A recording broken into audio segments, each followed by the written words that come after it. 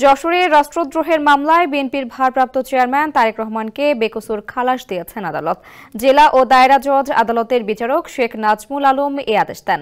Public prosecutor ও জেলা বিএনপির সভাপতি অ্যাডভোকেট সৈয়দ সাবিরুল হক সাবু বলেন, যশোর জেলা আওয়ামী লীগের সাংগঠনিক সম্পাদক এস.এম. আফজাল হোসেন 2014 সালের 9 নভেম্বর তারেক রহমানের বিরুদ্ধে রাষ্ট্রদ্রোহিতার মামলা করেন। মামলায় উল্লেখ করা হয়, তারেক রহমান শেখ মুজিবুর রহমানের বিরুদ্ধে ঘৃণা, বিদ্বেষ, অবজ্ঞা ও কুরুচিপূর্ণ বক্তব্য দিয়েছিলেন, যা রাষ্ট্রদ্রোহিতার শামিল। এরপর আদালতের নির্দেশে যশোর কোতোয়ালি থানা পুলিশ তদন্ত শেষে ওই বছর 21 এপ্রিল তারেক রহমানের বিরুদ্ধে চার্জশিট দেয়। স্যান্ডেলিনা সো, রূপচর্চায় আভিজাত্য। অ্যাডভোকেট সৈয়দ সাবিরুল জানান, দীর্ঘ 9 বছর ধরে চলা এ মামলায় অভিযোগ প্রমাণিত না হওয়ায় তারেক রহমানকে বেকসুর খালাস দিয়েছেন বিচারক শেখ নাজমুল আলম।